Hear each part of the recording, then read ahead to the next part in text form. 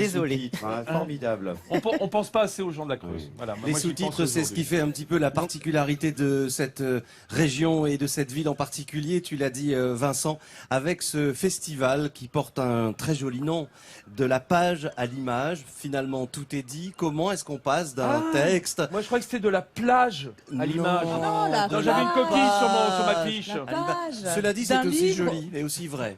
Et aussi Ouais, c'est un peu vrai aussi. C'est un festival qui a maintenant 10 ans, qui se déroule, on l'a dit, dans le cinéma Le Hublot, que dirige Michael. Alors évidemment, les grands noms du cinéma sont venus ici, à commencer, et on lui rend hommage chaque année à Claude Chabrol. Il y a aussi Jean Becker qui est venu, des comédiens, Mylène de Mongeau, qui ont C'est la présidé famille, tout ça. ce festival. Et l'an dernier, un petit événement, on peut le dire, le festival a demandé à un réalisateur qui en était son président, Patrice Lecomte, de réaliser une masterclass. Vous savez ce que c'est qu'une masterclass? C'est demander à un réalisateur finalement d'offrir ses secrets sur le thème précisément. Petit Comment coaching. passe-t-on de l'écrit à l'image? Voici quelques éléments de réponse. Comment procédez-vous en fait pour ce travail de casting, de lieu, lorsque vous adaptez un roman parce que, Une véritable masterclass. Ils sont 3 à parler d'une des facettes souvent méconnues de leur métier, passer de l'écrit à l'écran, adapter une œuvre littéraire au cinéma. Quand on adapte un livre, on l'adapte et on l'adopte en même temps. Mais on ne s'y réfère pas tous les 4 matins. Sinon, on est là en train de tourner le film avec le livre sous le nez et on ne fait pas un travail de cinéaste ni d'adaptateur, mais on fait un travail d'illustrateur. Patrice Lecomte a adapté 4 romans au cinéma. Le dernier, Une promesse, primé ici au Croisic il y a 2 ans, était tiré d'une nouvelle de Stefan Zweig, Voyage dans le passé. Quand on adapte un livre, c'est parce qu'on l'aime, c'est parce qu'on se sent bien dedans, c'est parce qu'on se sent bien avec. On sent un écho, quelque chose qui nous parle. On se dit même à la limite, j'aurais aimé l'écrire ce livre. Donc il y a un petit confort de scénariste à adapter, bien sûr. Et puis il y a un peu la trouille aussi. La trouille de faire un travail personnel, mais de respecter quand même l'esprit de l'auteur. Un processus d'écriture de scénario décortiqué pour des spectateurs attentifs. On a déjà des images dans les livres, mais alors la leçon qu'on retient, c'est que les réalisateurs aient eux aussi leur propre approche, qui n'est pas toujours respectée par les livres, mais c'est très très personnel. Je pense que je ne regarderai plus un film de la même façon et je lirai plus un bouquin non plus de la même façon en sachant qu'aaprès il peut passer au cinéma.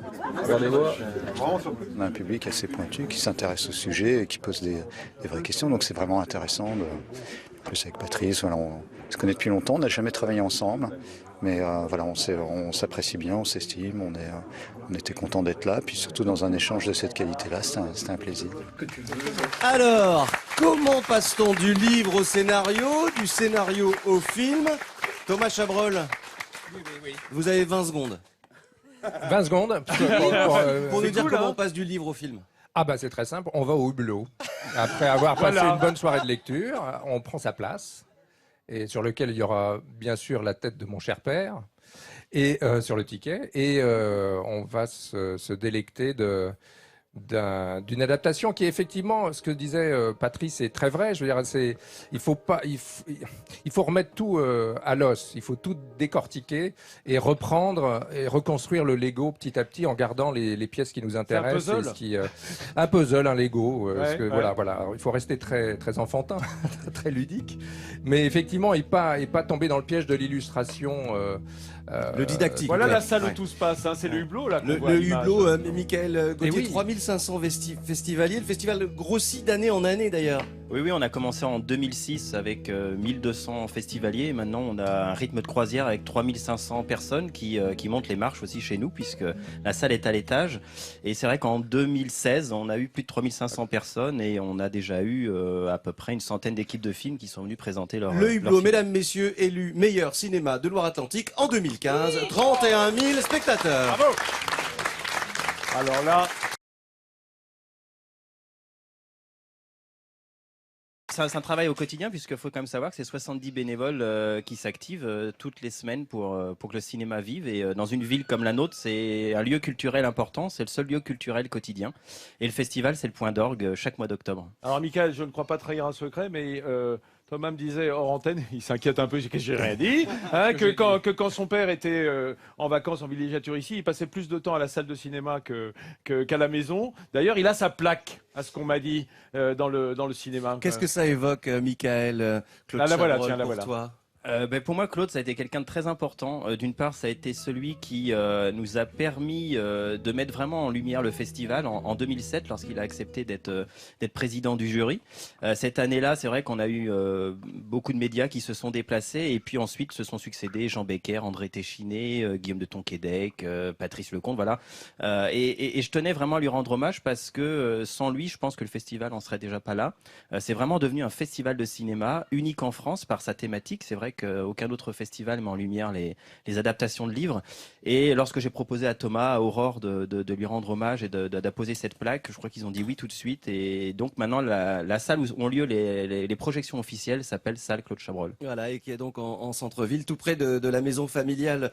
Thomas, ce que l'on évoquait il y a un instant, pour vous, c'est des souvenirs de joie, c'est des souvenirs de rire. On s'imagine très bien ce que devait être ici, ces moments passés avec les comédiens qui débarquaient, et tous les gens du Croisic qui côtoyaient chaque jour votre père.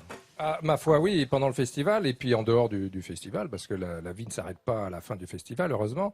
Et j'ai 2 secondes, je vais vous raconter rapidement une petite chose. Ça, Thomas. Voilà. Donc asseyons-nous tranquillement. Voilà. Et donc après un petit repas où on avait sûrement fait disparaître une petite bouteille de Chinon d'Olga, ça vous évoque quelque chose, mon cher Vincent. Et donc on terminait ça sur un canapé en regardant la télé, en essayant de faire une petite sieste. Et on zappe sur le téléviseur et on tombe sur un film de Claude Chabrol, ce qui est quand même la moindre des choses.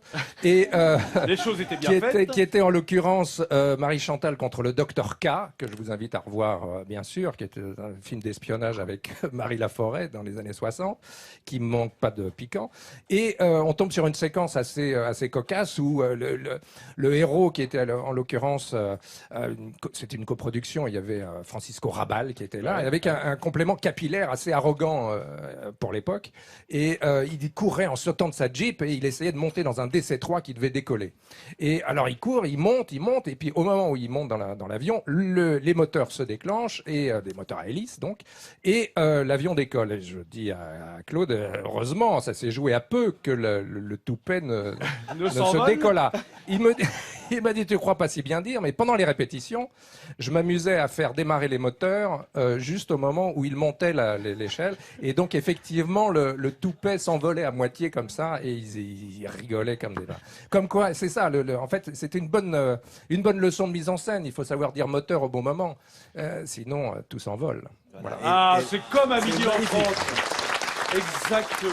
Et nous, c'est les joies du direct. Hein. Les joies du direct. Les joies du direct, tu sais bien. Hein.